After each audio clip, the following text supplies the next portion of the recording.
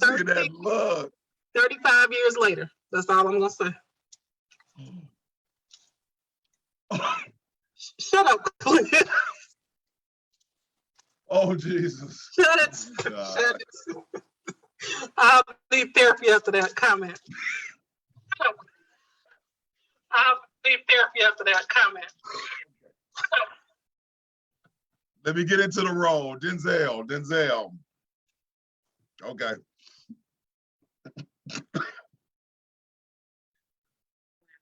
Oh,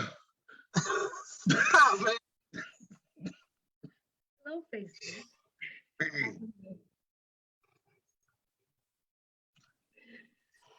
Oh wow, we've had some spirited conversation before we really about to have the conversation.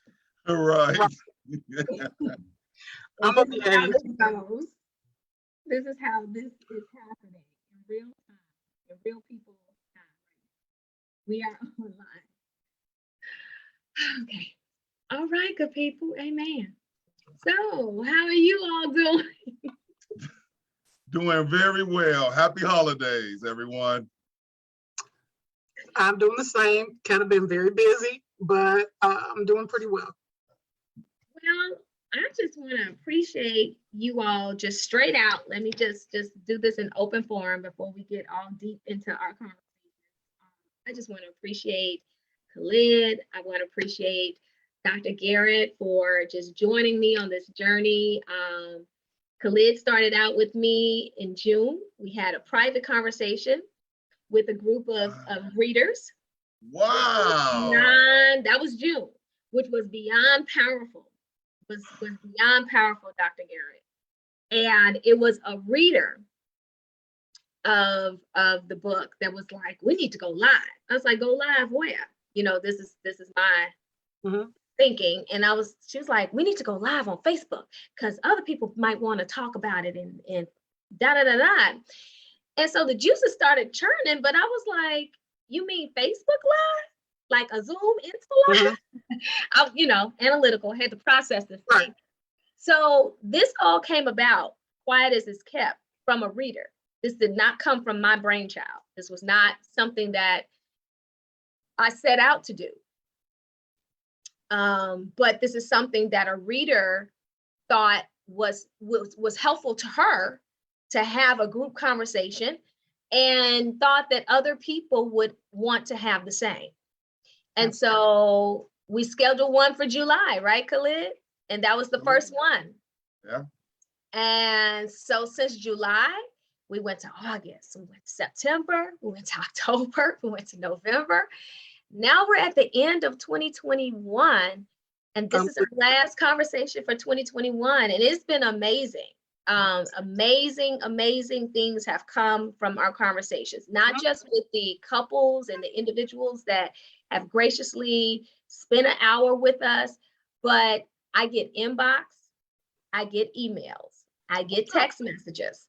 And we may talk about a few of those, but I believe in people's anonymity. I believe in people's privacy, and I respect people's privacy. And what I never want to be is a person that disrespects that confidence that they have in me. Because as a lawyer, and you all know as therapists by trade, we hold people's death all the time. And that's why we have to go to the Father and leave it there, because we don't have no place to dump it except to God the Father. But we hold those very sacred. We hold those truths very sacred. We hold the they're not vows. What do we take? Oaths that we take, very sacred. And we want to be respectful. And I know Khalid has gotten calls and texts and emails, and I know Dr. Garrett has with her show and with probably this live as well as influencing that. And so I just want the public to understand that I appreciate these two individuals. They got a whole lot of other things they could be doing on a Tuesday night, the last Tuesday night of each month from 8 to 9. But I appreciate them. And Omicron just won't let us be great. We're gonna have our dinner. We're gonna have our fun time, and we're gonna get to laugh at each other as we just doing. prior to it going live. But we're going to have more good conversation, and I'm excited that they're going to continue the journey with me in 2022. And we're going to change up the format and do some things. Not really, we're not changing up the transparency. We're not changing up the authenticity. We're not changing up the straight truth, straight bitter, no chaser. We're not changing any of those elements, but the picture or the appearance of it will change a little bit. But with that in mind, Khalid or Dr. Garrett, did you want to say anything? Well, I appreciate you asking me to be on this journey with you. And when I heard about your book and I read, I'm so proud of you. We've known each other for a really long time and developed our own relationship in the field where we work, but it extended beyond that. I knew you before you got married. I knew you as you got married. And so I've been on this journey with you for a while. And I'm super, super proud of you. I'm thankful for all that you do. You are a very hardworking woman, but one of integrity. And I just appreciate your transparency with all of us. And the thing is that I believe everyone continues to learn because you put your stuff out there. Now, if everybody could do that, we would be in a better place. I share mine. And I was just sharing before the live, so Khalid, his smile is still there. I'm probably gonna make him laugh all night. So it's coming, and I'm thankful that we're helping, and I'm thankful that people are hearing, and it extends way beyond what we're doing and saying here today. I think that it's extended into our practices and every single thing that goes on before and after this. So I'm just thankful and grateful for being on the journey. And looking forward to 2022. Yeah, it's gonna be bigger and better, right? I'm praying. Right. I pray for better. Amen. Amen. Come on, Khalid, give us your opening statement. Keena, my Sora, my sister, and everything else. When we first brought this to me, I was like, wow, what can I contribute? Because I'm divorced. I don't have the Disney movie outcome, right? But then it hits me that, you know what, everybody has a perspective and everybody has a truth and everybody has something to contribute, And I learned valuable lessons when I was married and even more valuable lessons after marriage. And now I take those lessons and I help married couples, right? And though I'm pro-marriage, I don't ever plan to be somebody's husband, and that's okay too, because you got to know what's for you. Right. You can't follow nobody's script but yours. Right. And what works for somebody may not work for you or vice versa, but it's what the lesson to be learned is what's for you. Yeah. I don't want another couple to go to divorce court. I promise you. I don't ever. And if venues and forums like this help, I'm in for it. I told Dr. K, let's do this. Yeah. Let's do this, because I'm on the other end.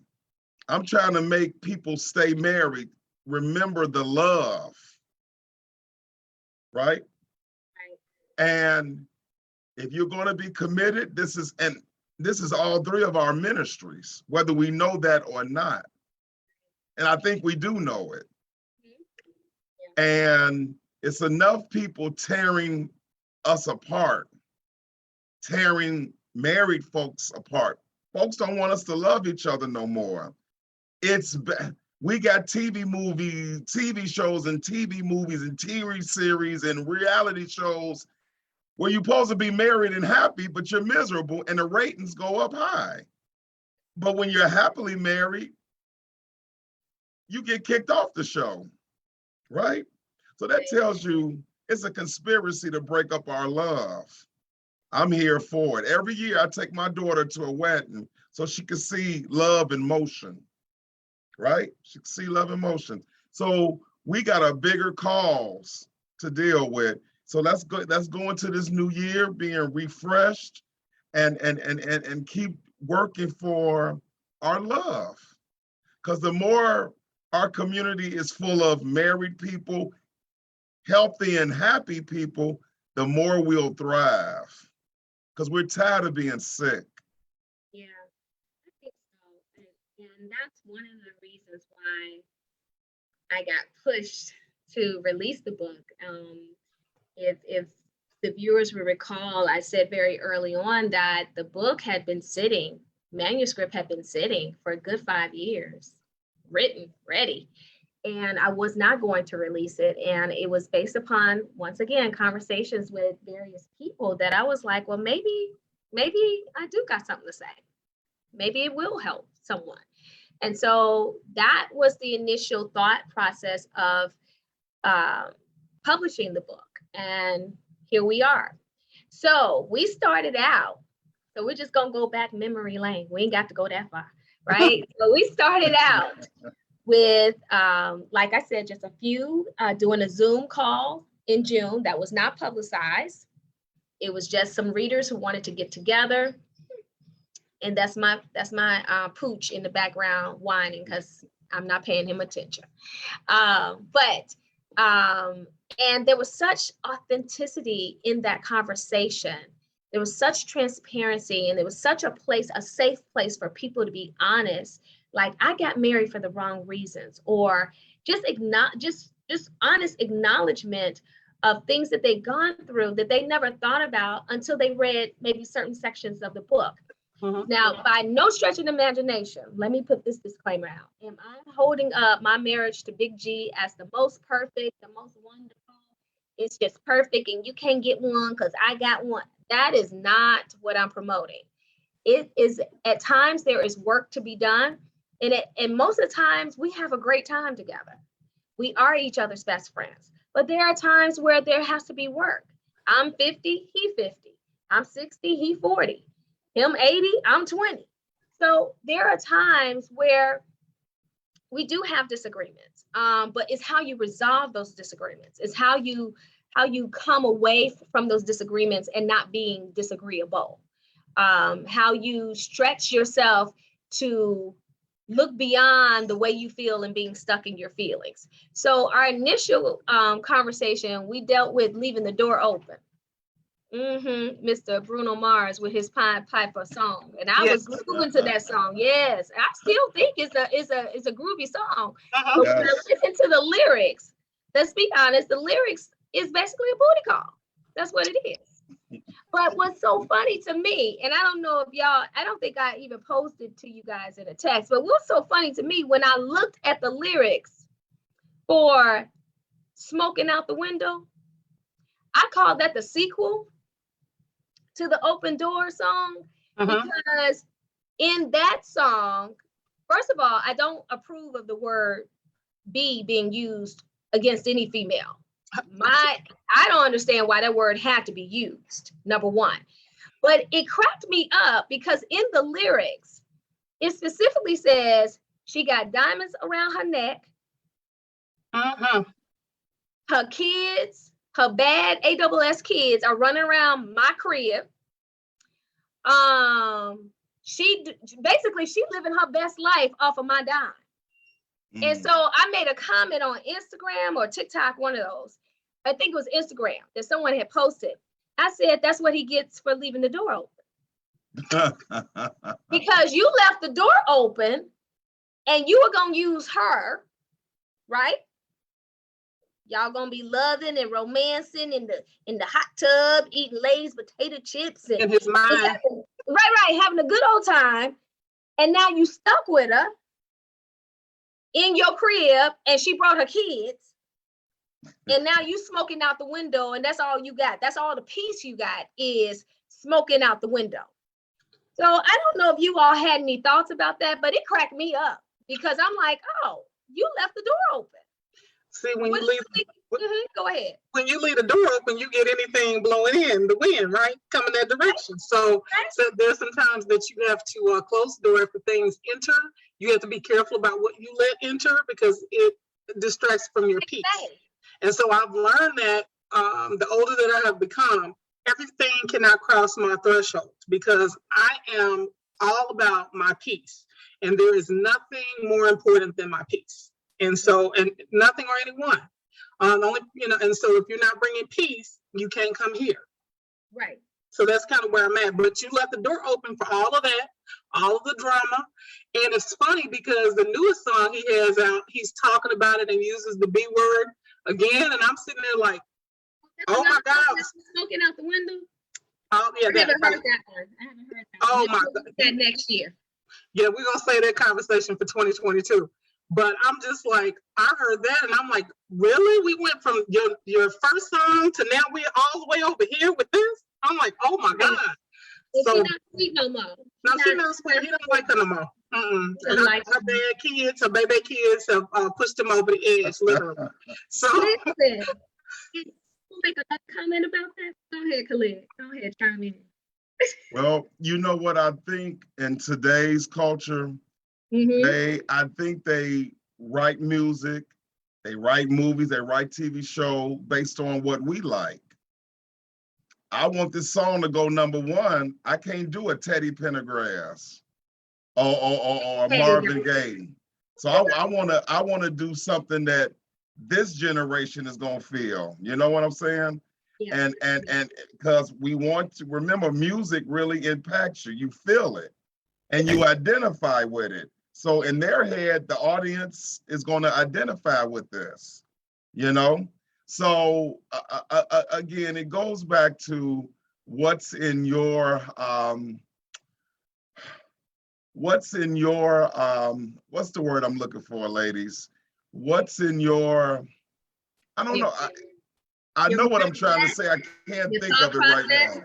Yes, yes, you know, and my thing is always be authentic, always be authentic, because let people come to you. Don't always go to them.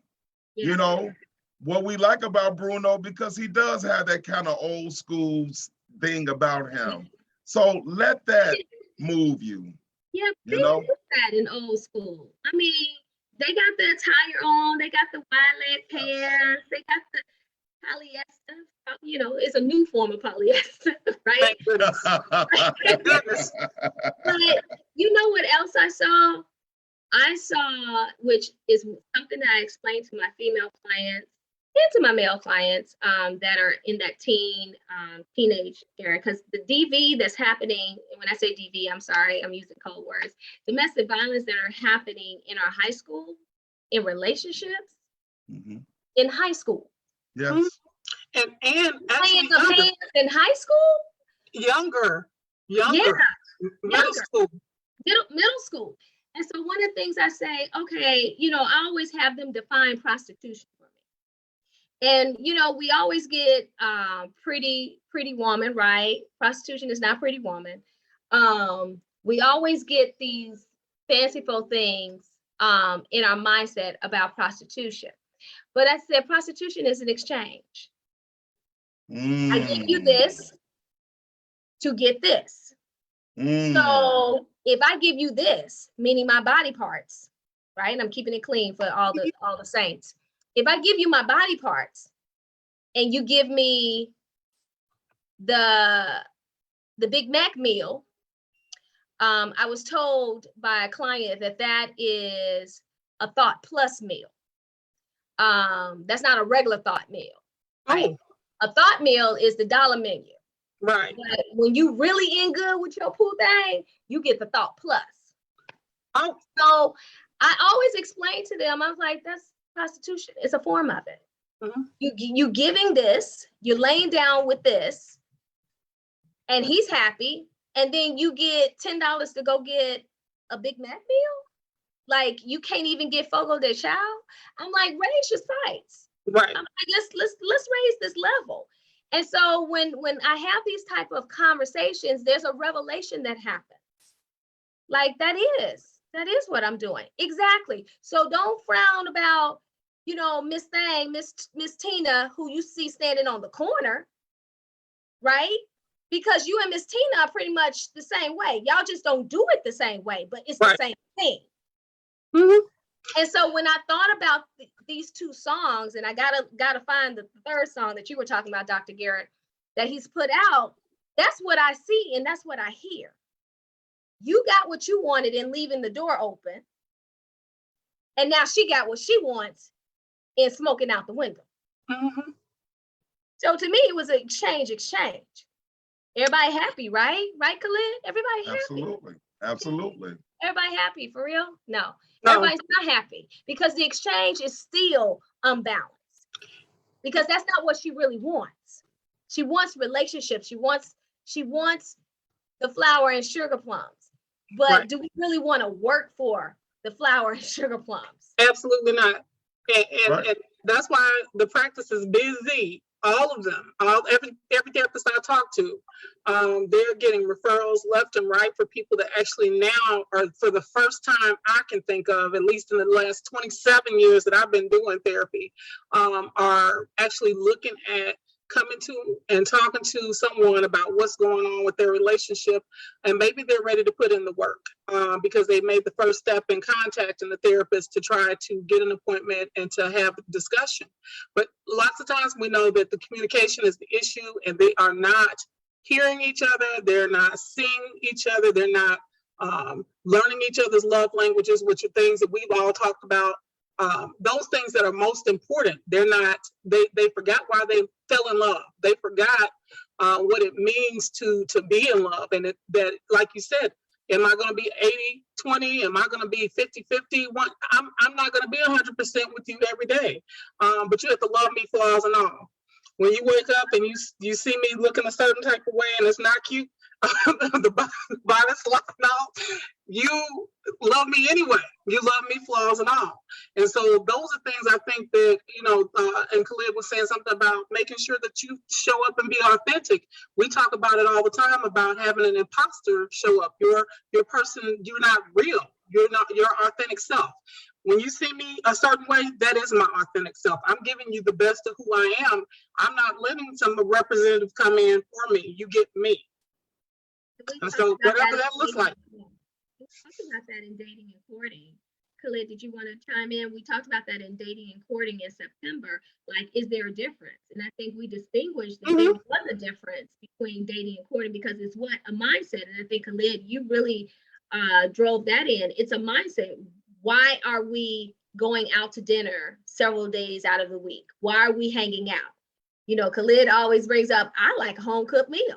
We ain't going out to dinner. I want home cooked meal. That's what Khalid likes. Mm-hmm. And so if you're not wanting to do that, being what your authentic self, then that becomes a chore. Right after we said I do when we had the white dress party and everything, all the hoopla is over, and Khalid is like, with my home cooked meal, you was doing it while we was dating, and you like, that was over with. No, you got to continue that. Khalid, you want to chime in? Absolutely. And again, authenticity, transparency. Right. We wear masks, but the thing about a mask, you have to take it off. Now that we're wearing these masks, don't it feel a relief when you pull it down for a couple of seconds? You're like, and pull it back up again, but I got to take it down, but let me pull it up again. That's in life. You got to take that mask off and be who you really are. And my thing is, take it off on the first day. Take it off on the first day. So I have the option of knowing that I like what's under the mask. I got to take my mask off and let you know. Or if you're going to wear a mask, let it be a clear mask. Let it be clear. No white ceramic or black ceramic. Let it be crystal clear so I see who I'm getting. So then I can make a choice, and even better, that I won't be a burden to you. Right. You know what I'm saying? My ex-wife is a free spirit, right? I thought I could hang with a free spirit. I can't. Do y'all see these things on my wall, how I got them lined up? People who do this can't be married to free spirits. Not at all. No, does not work. No. And I mean, I tried, but you know what? What I got from it was learn how to be a little bit more spontaneous. Right. Learn how to be more of a risk taker. So what I needed to pull from being with a free spirit, I got. but I needed her to learn how to be a little bit more structured, a little bit more organized. So I'm divorced. You know what I'm saying? So, and it's, but then I learned a lesson. I can't be with that person no more. What I find out is people are married to patterns, not people. Let me say that again. We are married to our patterns and not people. So you'll see somebody in a domestic violence relationship leave that person and get with another person who put their hands on them. You leave somebody who cheated on you, you get with another person who cheats on you. Right. Because it's something about the way they move does it for you. Right. Right? See, for me, I don't ever have to be with another damsel in distress because I know what the takeaway is. And the reciprocation ain't good. So we got to learn the lesson, or God will make us keep repeating it. Until we do. One of the things that I read and I want to share because it is so true. When you're ignoring red flags that we talked about a little bit before, because you want to see the good in people, it will cost you later. And so even as they are coming to you, people are not fully going to put all their stuff out there, even though we might want them to talk and share. And as you're doing that, I know as therapists, we're assessing, and even though we say we're not, I'm assessing you when I start talking to you, like, do I want to waste, is this a fixer-upper project? I do not have room for another fixer-upper project in my life. I do not have time for that. Let me see if I want to take this person on as a client. Let me see if I want to take them on as a friend. I don't have time for all of these things, you know? So I'm very conscious and aware of who I want to invest my time with and who I want to be around. Again, protecting my peace. So when I start hearing red flags, I'm like, red flag number 1, red flag number 2. How many red flags is it gonna take? Right. And if they're egregious enough, it's done after the first red flag. I'm like, okay, can't do you. Okay, it was really nice talking to you. Let me provide you with some other information, and maybe you can contact, because this cannot be me. But on the first day, as he was saying, he wants the transparency. If the real person shows up and the conversation is easy, I think, and they feel as though they're not being judged, that information is going to come out about who they are. Are they going to tell you everything up front? Absolutely not, because I need to know how much I can share. But I will. In a safe place. Right. Am I in a safe place to be able to share who I really am? Am I going to be met with judgment? Am I going to be met with maybe contempt or other things? I still feel like when the place is safe enough, I can be who I am. Right. And not fear reprisal or judgment or any of those things. So definitely agree with the conversation about red flags. Those real. If you buy the book and read it, you'll see how many red flags I ignored. Three suitors till I got to the fourth one that was right for me. But I ignored a whole lot of flags. I mean, big, huge flags, and that were not healthy for me. But what was I willing to sacrifice in myself in order to have a picture relationship, right? And so when we're talking about red flags, we're talking about things that authentically will change how you are, will cause you to be somebody that you can't keep up with. I could never be the person that has an element of free spirit that Khalid was talking about. There's an element of me that is a risk taker. You know, I'm the one that likes to maybe jump out of the plane. My husband won't let me, but I wouldn't mind doing that, right? But he's gonna do, right? But at the same time, I had a laundry list of things that were no, just a no. I was not gonna date this type of person. And Big G, if you guys have been following us, or if you read the book, he had about 5 or 6 of them no's from my list. 1 was law enforcement. 2 was a gun enthusiast, meaning he likes guns, and he does. Amen. 3 was preacher. 4 was minister of any kind. And I'm a Christian girl, but no. Bald. That was 5. Ball was on the list. Bald was on the list. Sorry, Khalid. Uh, facial hair was number 6. There was something else. Those are the big 6. I think those are the big 6. Now, all of that is superficial to a degree, but there were elements of those things that did not even matter after I got to know him. Why? Because those things were superficial. Those things did not dictate who he was as a person or from the inside out. Those things did not create him to be who he is for me, right? So when we're talking about red flags, we're not talking about superficial stuff. No. Let's be clear. We're talking about things that you need to look out for. If you're coming from a home environment that had a cheating mother or a cheating father or domestic violence or alcoholism or any type of substance abuse, or I love the emotionally withdrawn abuse, because that can be abusive as well. Any of those elements or anything like those issues or concerns are going to be huge and impactful on how you relate to that other person and how you communicate and what that produces or causes you to be with them, right? So when I was with, I can't say which suitor, but when I was with one of the suitors, he was emotionally abusive. It just was. But while I was in it, I couldn't see it. Absolutely not. Because I would pacify it.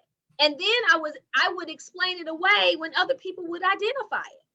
And let me ask you, it's interesting because as educated women and professional women, we do explain away why we tend to get into those type of relationships. Oh, he didn't mean that way, or that's not what he meant. That's not what he's, I don't understand what you're saying, and because I don't see that way. And we have these type of conversations all the time with other women, and they're like, but you're a professional. I'm like, but I'm still a person.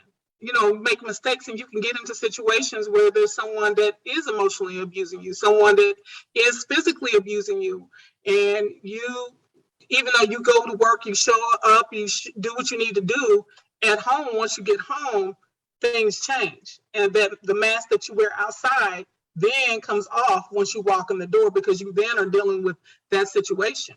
And so when you're in it, like you're in the thick of it, you cannot see it.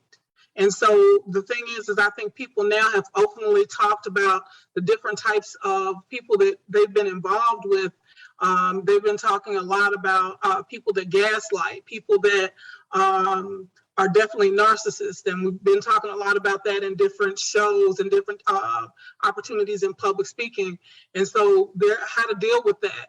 And people coming to the counseling like, I'm with a narcissist. I know this is a narcissist. How do I get out of this relationship? Or what do you recommend? Or what do you think? And so we've had a lot of these conversations. I know within the last 6 months, I have had tons of conversations about gaslighting and all these things. And it's interesting because a lot of the conversations I'm having, people would think that it's someone maybe that's younger, but no. These are people that are 30s, 40s, 50s, and have lived in these situations for many, many years, and maybe getting a divorce at 25 years or 30 years because they've been in the situation and they couldn't see it. Wow. Khalid, did you have anything? Hold on, I can't hear you. You can't hear me? I'm sorry. Can you hear me now? Yeah, I can hear. Okay. Did you have anything? She said, do you have anything to add? Oh, you know what? And just let me go back, because I think we're doing kind of like a retrospect, right, over the last 6 months, and look how fast that has went. That has happened. Right now in the private practice, I have a lot of married couples who are really going through crises. And again, you're trying to make them remember the fundamentals of love and relationship and commitment.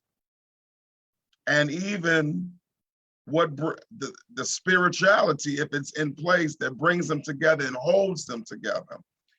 even though they had the worst scenarios in their marriage that happened, infidelity, financial stuff, whatever, they're trying to get it right. Yeah. It's very hard for people to become vulnerable in front of strangers like us. Absolutely. And to give their life story to us and trust us, strangers, to help them see life with better lenses on. Yeah. So that's hard work listening to that. But that's the work. That's what we got to do. Right. And it's a testimony of what we need to do as individuals. That when things are not going the way we want them to go, right? When we want to tell God what our plan is, what our list is, Right. and he sits back and like, yeah, That's the look. yeah. Good luck with that. All right. Yeah. I always think of God Absolutely. looking at me when I'm proposing something like, I'm gonna do it this way, and he just be sitting there like, good luck with that. Let me know Yeah. how that works out for you. Absolutely. Absolutely. And see, God is the greatest architect. Oh my God, he's the greatest architect. And the thing is, when he chooses what you're going to do, let me say that again. When he chooses he called me to do social work. He called you to be an attorney. He called you to be a psychologist. He called us. That's why he's given us all the tools in our tool belts to be successful at the careers that we do. Right. Because we answered his call and we still remembered our foundation being him. Right. So if couples always understand he brought you together, he's still the foundation, he will give you the tools to stay together, then that's 3/4 of the job. Yeah. I'm monitoring the Facebook Live, and Dr. Dina is on here. Dr. Dina High Rogers is on here, and she was saying what all of those red flags taught me what I didn't want in a person. That's for me, and you're spot on, Dr. High Rogers, about that, because it did teach me that that's not a healthy environment for me. That's not an environment that I'm going to thrive in. That's not an environment that I get the best out of me, right? And I just believe God has invested so much.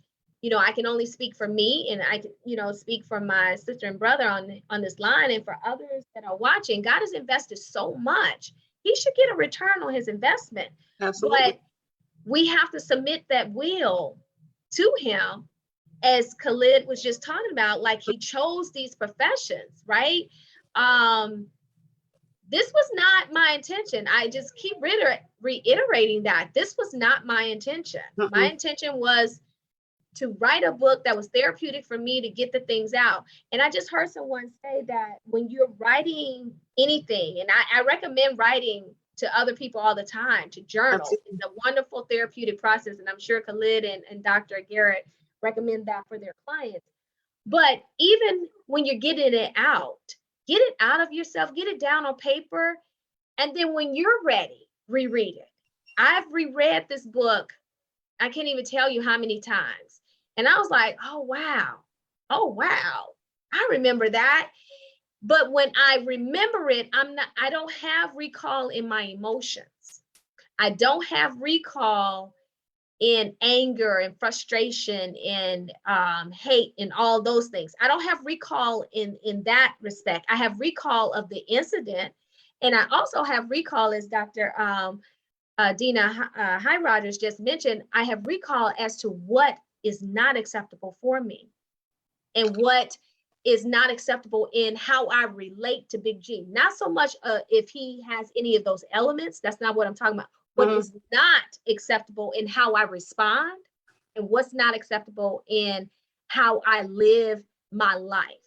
Go ahead, Dr. Garrett. I was going to say, you made a really good point, and it's a salient point that I need for people to hear.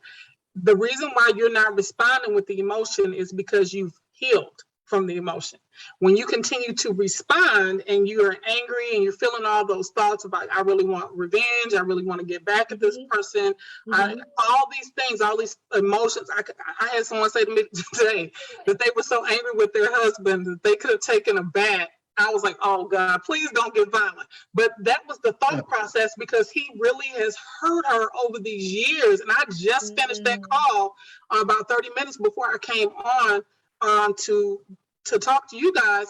And I'm like, you're still not healed. You're not in the place of healing. You're still emotional. And I was like, at this point, this is something that you need to continue to talk about, but you need to talk about it with a therapist, you know? And this is something that you need to invest in you. And I'm like, you need to invest the time in yourself. And this is not about, you've already made your decision about what you're going to do. Now, this is the time for you to invest in healing yourself before you get into another situation, because that emotion is still raw for you. Absolutely. And that's the best advice that I can give to anybody. Heal first. Before, when you bounce out of a traumatic experience, however small, big, large, whatever, you know, category you want to place it in, it was traumatic to you. And until you heal from that, don't bring that bag lady into a new relationship. Who was that? Erykah Badu had the Bag Lady song. Yeah, that's exactly what you become, because your bags and your anchors, like off a ship, are so strong and long, and then you bring it into another relationship, and then you expect him or her to deal with all those bags and all those anchors. They have nothing to do with creating. They don't have the first understanding of what all of that means, but you do. Right. And so, Dr. Ken, it's something really important, because I tell people to picture this. You're at dinner with your new person that you are out to dinner with, and this is your new person that you want to be your bae, your boo, your whatever. And then you have all of those people that have hurt you, all of the baggage that you have. Picture those same faces sitting around that person. The person that you're dating, your attendant now, is in front of you, but all those other people are pictured around them. And he has to carry the weight of all of those people with your brokenness. And if you don't work on healing yourself, you cannot. It's not his fault, but I think that's where Khalid was talking about the damsel in distress and not wanting to be with that person. And I asked him what was the term for men, because women are listening to this as well. So do you remember what your term was for the men? Not damsel in distress, but for men, what was I can't remember the term you used. Wasn't knight in shining armor, was it? No. He's not the savior. Oh, yeah. Was he Dan? Dan in distress? No, it was I think it was Mannix. I can't remember. It was like Man and Mania. That's what it was. No, it was a Mr. in Mania. Something Mr. like that. in Mania. Yeah, Mr. in Mania. Okay. Because he crazy. Okay. He going crazy. You like, no why this dude got no bipolar and schizophrenia all at once? All at once. Well, let me say this also. I'm looking at the chat, and Dr. Liz Chavez is a former student, and she now is practicing as well. And so she's talking about, making sure that healing means working on self, like we said. And I hope that many understand the importance of working on self. And that is technically the whole key to the lesson, is that you cannot improve, you cannot get better until you heal within yourself. And so the importance of knowing about change and moving forward and wanting to change and know that actually there needs to be a change is where we need to go and what we're talking about. And then also she was saying something about protecting peace when I said about protecting my peace and what that's like for me now. And not letting somebody interrupt that for me. She says individuals have to know what that looks like for them. Says many times they don't know how to be at a peaceful place within themselves. And again, that goes back to working on yourself. What does your peace look like? And I found out for me that the peace is that I have to come to a place where I can just be myself. I don't have to have the makeup on. I don't have to be Dr. Garrett. I can just be Sherlyn. And better yet, to my family, I'm Cheryl. Right. And I'm Nikki to my family. How about that? There you go. So we can be those people. And so and so it's easier for me to be at a piece of a place in a place of peace and when I walk in my front door. Because I know at the end of the day, this is my spot, and I'm not gonna allow people to blow up my spot. That's how I say. Right. And blow up your spot. They can blow Yeah, up the take spot. over your space. Take over Mhm. your space of peace. And I will say that I was in counseling for about 7 months to about 9 months after the last suitor, because it really took me through some suicidal ideations, some real suicidal ideation, not play suicidal ideation, because I was done. I was done. I was good. I had lived life. I was over it. But God had other plans, and I'm glad I chose life. I'm glad I chose life. And so I Me too. encourage anyone going through, seek out therapeutic intervention. Seek out therapeutic, not your girlfriend, not your homeboy, but therapeutic intervention. Someone that doesn't have any stake in the game other than your betterment. That's the only stake in the game is your betterment. And so seek out someone that's clinically professional who can help you through that process. There's no shame in that. If you need to make connection with Khalid or Dr. Garrett, you can inbox them, messenger them. If they don't have it in their schedule, they're going to refer you to somebody else. And it's Absolutely. okay. You can inbox me. I have a litany of people that I trust. I'm not sending you to somebody off a list. I'm sending you to people that I trust and that I know will work with you in integrity. Every profession has its oopsies. That means those that went to college and did the thing, but they really don't have a heart for what they do. And and I know they can nod their heads. There's a whole lot of people Right. that have doctorate degrees, have LCS, LCSWs and LCPC. MSWs and Aggies, and they preach somebody, doctor somebody, but they don't have a heart for what they're in. And you have to have somebody who's foundationally sound. It doesn't mean that we don't have issues and schisms and isms. Foundationally sound enough to help you through your process. That's who you need to go to talk to.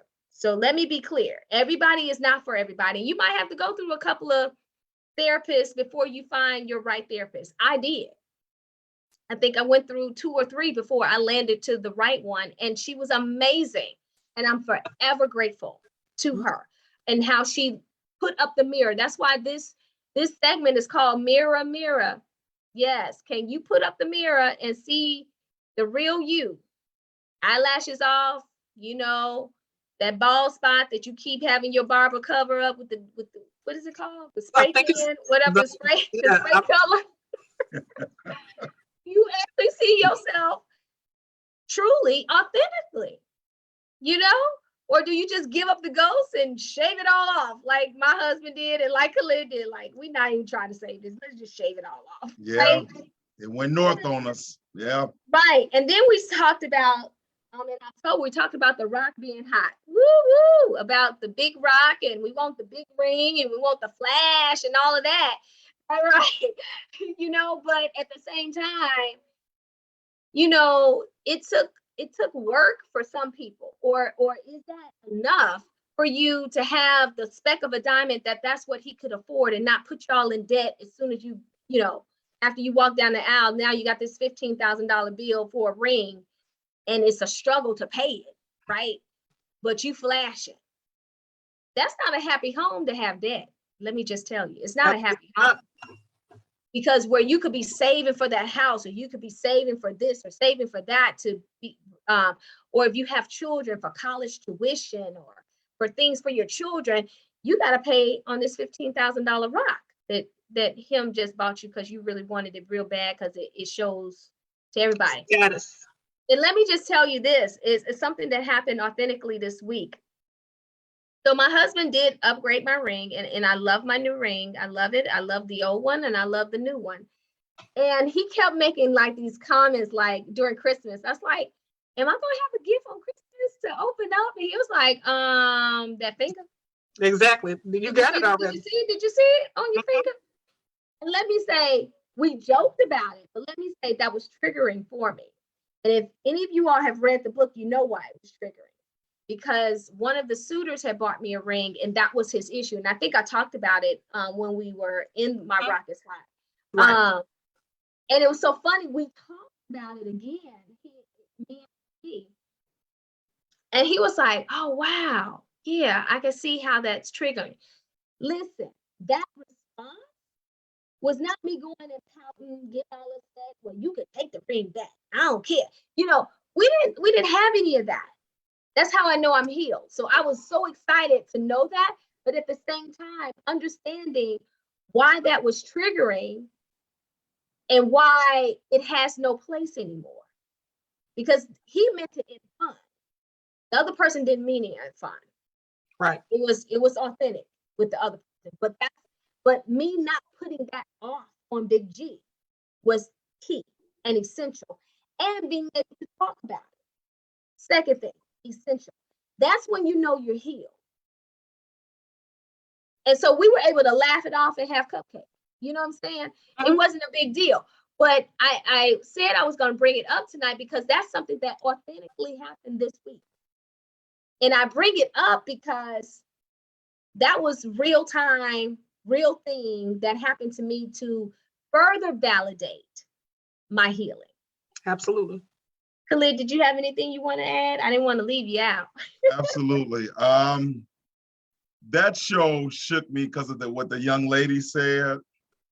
And I had to remember, you know, that when I said a young lady, and how when somebody says I want something, it could be a positive or a negative, but it's how you take it. One person could say, somebody's saying, I want a big ring. I want a big ring.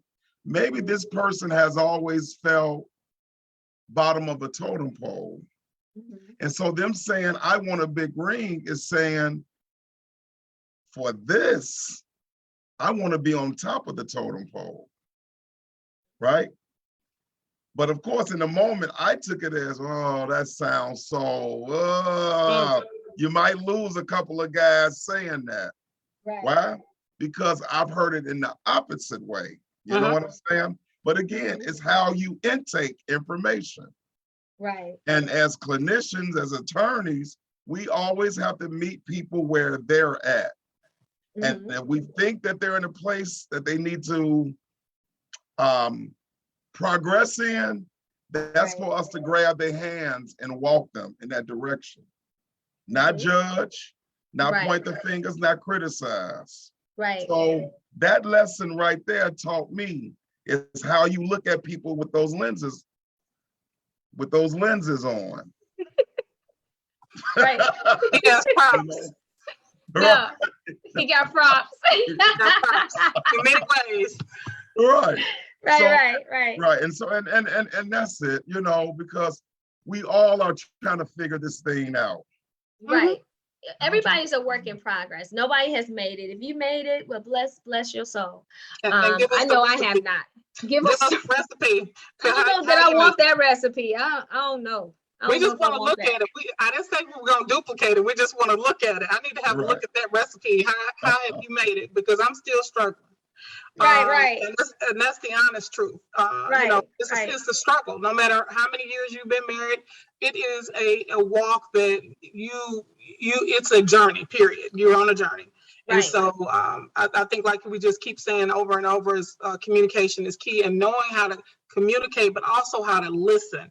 And I always say there's a difference between listening and hearing. You can listen all day, listening in one ear and out the other. When I had a teenager, now my son is grown. When I had a teenager, I felt like whatever I said would go in one ear and out the other one really, really quick. And I'm like, how much of what I said did you actually hear? And as I'm seeing him on the other side of this, he's 21 and soon will be going on to 22. Yes, he just graduated from college, y'all. He did. Yes, he did. Go Green. Hercules. Yes. Thank God. Black man with a degree. Yes, he is. He's an educated Black man on his way back to get his master's. So we'll be that next. But I wanted to know how much what I say, did you hear me? And so he listened, and I can find out now on this end that he's heard me. He listened Right. and heard, because I can see it in his actions and his behavior. Right. And that's the same thing that comes with any of the relationships that you're in. Are you listening to me? But are you hearing what I'm saying? And I tell people, when you have to hear, when you hear, you're hearing with your heart. I really believe that. Yeah, and that's a good point that you're raising about how you're seeing the fruit of your struggle of believing like some of this Woo! kind of sick, but you're seeing the fruit of it. And so Absolutely. on the flip side of that, right? Parents, you will see the fruit of what you don't say. You're going to see the fruit of everything you did through your children. You're Yes. going to see it. Now, the question is, how you going to reconcile with that? Exactly. Are you going to be forthcoming and honest? Like, that wasn't a good thing. I shouldn't have done things that way. Let me teach you something different. That wasn't a good pattern, as Khalid talked about. That wasn't a good pattern I set for you. And this is the reason why.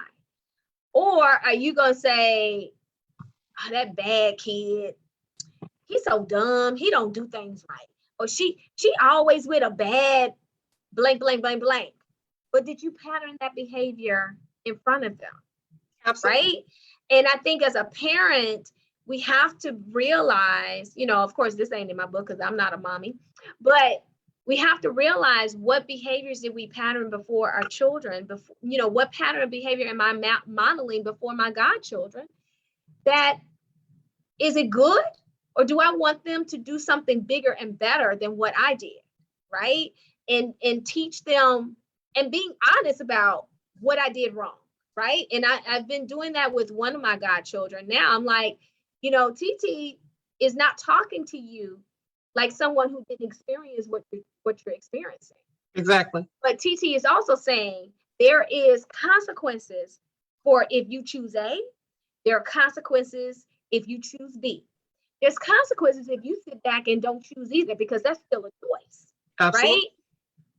So Khalid, you want to chime in? Because I know you got a baby girl almost coming out of college. Absolutely. She'll be a Yes. junior come May. Mm-hmm. Oh, wow. Yeah, I met with a buddy of mine today with his daughter.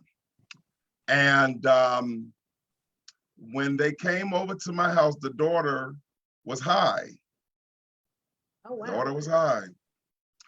And you got to know, no one has ever been in my house under the influence, Mhm. right? And I was like, whoa, whoa, whoa. Right. But then it hit me. That girl must have been nervous. She didn't know who Uncle Khalid was. This would be her first time meeting me. And she didn't know what to expect. She just know her daddy bringing her over to his friend/therapist house to talk about her. And my buddy was saying, well, I don't want my daughter to be smoking marijuana. And then in the next sentence, he talked about how he smokes. And I said, stop the presses, stop the presses. Right. Stop the presses. Right. You cannot teach her abstinence unless you're practicing it. Right. In this room with all the accolades and trophies and certificates, the reason why I created this office to look like this, I cannot tell Anaya to be excellent if she does not see my excellence. Right. Young people, kids listen, they look at the walk. They don't always listen to the talk. True. You know what I'm saying? That's true. So I had my buddy tell his daughter what the new plan was. And he said, daughter, I'm going to stop smoking marijuana because if I want you to stop, you got to let me role model it to you. So afterwards, he told me later on when we talked, he said, my daughter went to go and light up, but she knew she can't ever come in my house again and smoke. Mm-hmm. She got it right then and there. And this was just the first time us meeting. Yeah. Yeah. And she cried like a baby when she kept hearing her daddy take ownership of what he didn't do. Oh my gosh, that's powerful. That ownership thing is a powerful thing. That will break through. You talk about a mirror, that will break through so much junk Mhm. and cussing and fussing and hands laying on the hands or whatever you want to call it, that will cut through some stuff. Absolutely. Right. That a therapist, 20 million hours of therapy, I don't care how much psychotropic medication you take, can never do. That level of ownership of things that you've done that to another person, because remember we talked about one of the sessions that there are more scriptures in the Bible about someone being my brother, also a sister, than there are about us being married. And that's because when you become married, you don't stop being my brother. Big G didn't stop being my brother because we were married. Right. We have an extra additive to our relationship. Absolutely. But he didn't stop being my brother, that I love him more than I love myself, or I love him just as I love and adorn my body. I want to love and adorn him, you know? Uh-huh. And I think if we come away with that ideal or that understanding or that foundation when we're entering in these relationships and want them to be long lasting and have longevity, we'll get through some stuff. I'm not saying you're not going to have difficulty, but you're going to get through a whole lot of stuff if you start loving other people and giving them the grace and giving them mercy and giving them an opportunity to do it over, because we ask for that all the time for ourselves. Absolutely. Yeah. And I think with working with the kids that we work with and the families, what I always have walked away with is I tell them the truth, the good, the bad, the ugly, what it's going to be. And you know, I do care the good, the bad, the ugly. And It is what it is. And they may not always like the outcome, but they will never tell you that I did not tell them the truth and I did not give them all of the possibilities. And also, you know, they ask very difficult questions because I'm asking very difficult questions of them. And it's about moral authority too. Hey, have you done this? Have you made this mistake? And I think that it's the worst mistake of a parent or someone that is important in that child's life to lie to them, to tell them, no, you haven't. Yes, you did. Everybody's made mistakes. Everybody has, maybe I didn't do it the same way you made the mistakes, but I made mistakes. And I think that it's important to be able to own up to it, to have that conversation. And as my son grows older, I find myself in some conversations with him like, yeah, I made that mistake. I don't never want to tell you about all of the stuff that I did because I have some skeletons in the closet. But you know, as they start to fall out, we can have that conversation. But ask me something truly. We're gonna have a conversation about it because I said I never want you to put me on a pedestal to think that I've not made mistakes. I have made plenty of them. I said I make them daily. I don't want you to think that I'm sitting here perfect because I am not. And we can have those conversations. And so I think that, again, it's all about the communication, all about me role modeling what it is that I want to see in him and others. My kids at church, we have those same conversations, and they can be very empowering. And I think a lot of times the parents wonder why they come over to me. It's like I have a whole session every Sunday. And the teenagers come to me, they sit in my lap. And it's important that they have that time with me, but it's because they know that I hear what it is that they're saying. And I have acknowledged that I'm listening to what it is that they're saying. And they ask me tough questions. And I'm like, girl, I can't tell you we're sitting in the church, but we come on outside, we're going to have this conversation. We go for a drive. It's really important to know also is that you cannot learn from what you cover up. Absolutely. You cannot learn with what you won't face. You cannot conquer what you won't face. If you're not going to look yourself in the mirror and really deal with your isms and schisms, why do you expect somebody else to? It does not work that way. Correct. Click, you itching. Go ahead, Click. He is. He itching. No, you know, I'm just taking all this wonderful dialogue in, you know, because it's so rich. Yeah. It's so necessary. And I just wish everybody was talking like this to everybody. Right. Because again, this pandemic has taught at least me some hardcore valuable lessons about people and life and expectations. Yeah. 4 million people have quit their jobs this year because they decided, I want to live life on my terms now. That's That's crazy. powerful. 4 million people. Right, People are coming to counseling because they said, I got to get mentally strong. right, right. People are recognizing, with all the negative and the downside to COVID and the shelter in, there was really a lot of upsides to, people recognizing I got all this big, beautiful house and have all these things, and I don't know my kids. I give them everything they want, but I don't even know if they like applesauce, And I used to tell, I remember telling a mother that I said, I should never know your child's favorite anything better than you. I should know that. I visit your child, maybe have conversations with your child out of a year, maybe 3 or 4 times out of the year, and I know more about your child than you do. That's a problem. And your child is more afraid to tell me that they're pregnant than you. That's a problem. That's a huge. Your child wants me to go with them, to talk about real life issues instead of you. That's a problem. I'm not biologically connected. And so that is so key, Dr. Garrett. You talk about the teens, and I know Khalid does a lot of counseling with teens and youth. And I know, man, we're at 9:05. Wow. I'm like, wow. It always begins to be a wow to me. A couple last things, and then we're gonna get off here. Our last thing in November was Intimacy, and I think we just talked about that. Putting that mirror up and understanding who are we showing, and are we showing our authentic self? Can we be authentically with ourselves? Do we know, as in Runaway Bride, what kind of eggs do we like, or we just like whatever our suitor likes, or our boo likes, whatever our boo likes, that's what we like? Or do we really know what our favorite things are? Do we know our love language? Do we know how to express our love language to ourselves? Right? Mm-hmm. Can I say something like that? Yeah, go ahead, Dr. Garrett. And I think one of the most important things I think that we do sometimes when we get married, and I'm speaking as myself, I got married when I was 22. At 22, I didn't know jack about what I wanted. I thought I did. I had all these plans about how life was supposed to go, and then life started happening, right?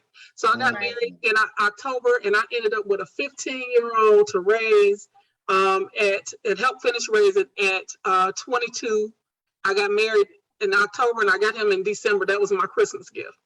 One of the best Christmas gifts I had, but it was a Christmas gift. And he came, and I had to grow up quickly, because by then it was about me. I'm 22, okay? And so I'm thinking that I'm gonna do this. We're still in our honeymoon phase, and here comes this kid who gotten into so much trouble here in Chicago that he came to Texas. He had to come to Texas to save his life. And I think the important part of it is that I lost track of who I was, because then I became somebody's wife.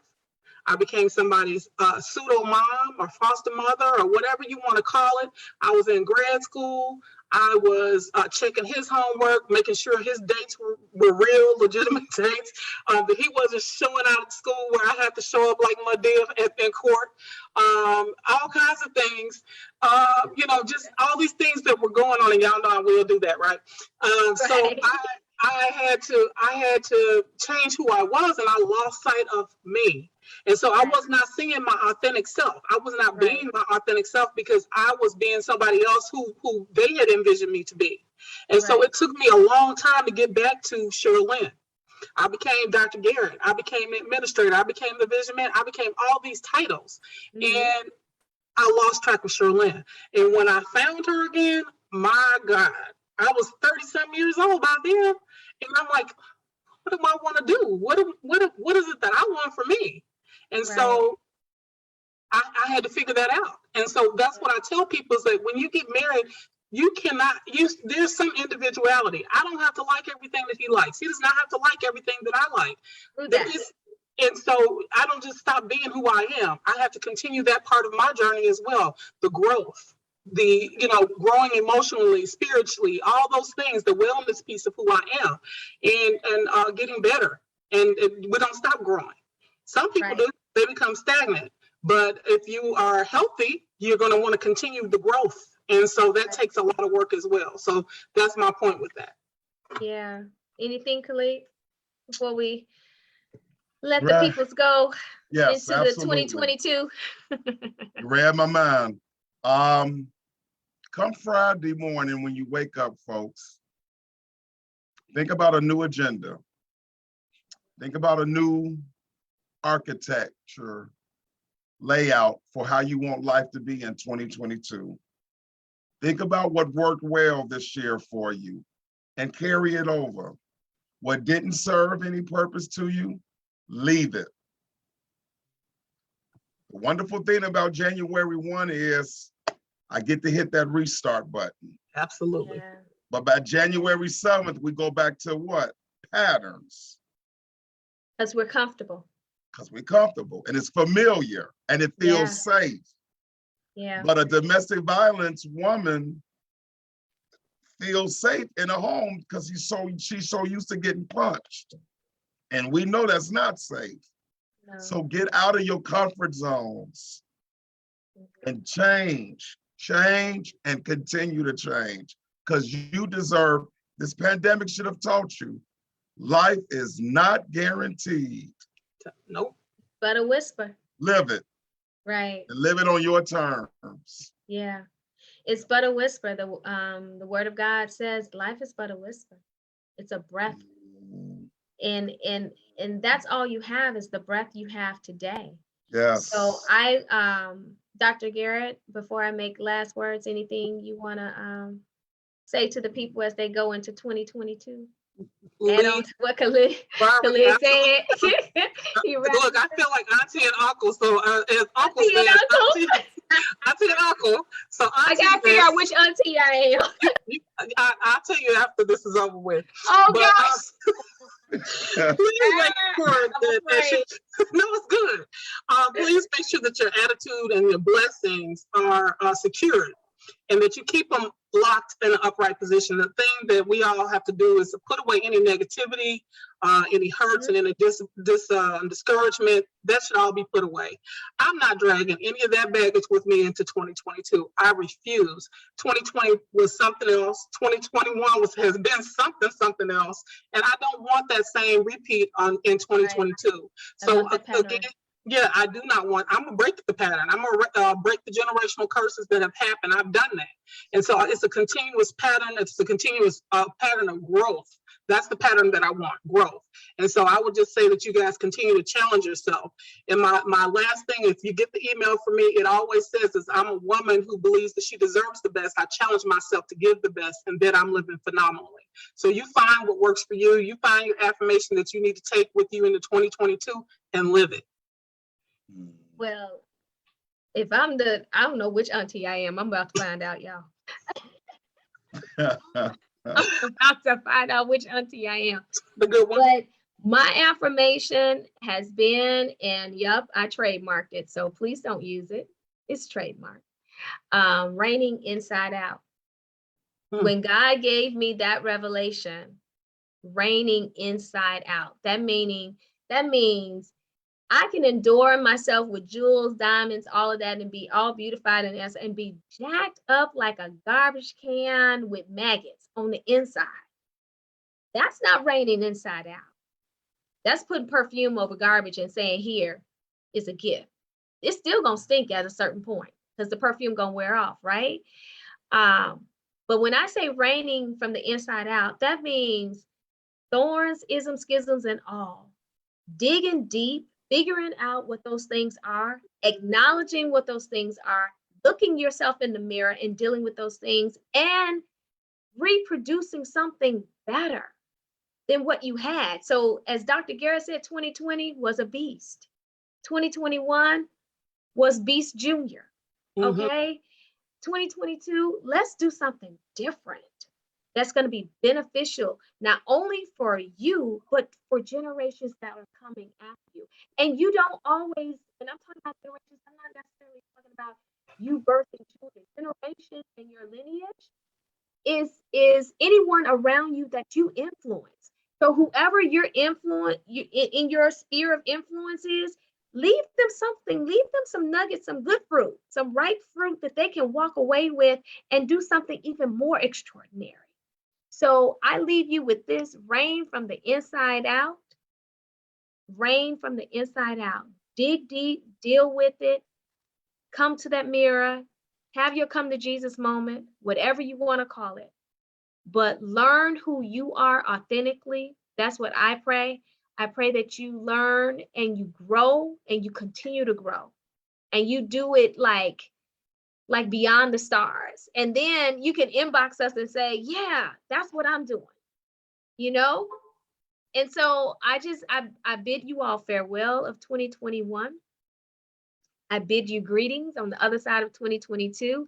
And we're going to be back here on January. I think it's the 25th. It's the last Tuesday in January. And we're going to have some Yes. phenomenal couples who have 20 plus years of marriage. They got some nuggets. They got some wisdom to give. And we're going to take all of them. I'm going to have my notepad. Get your notebook.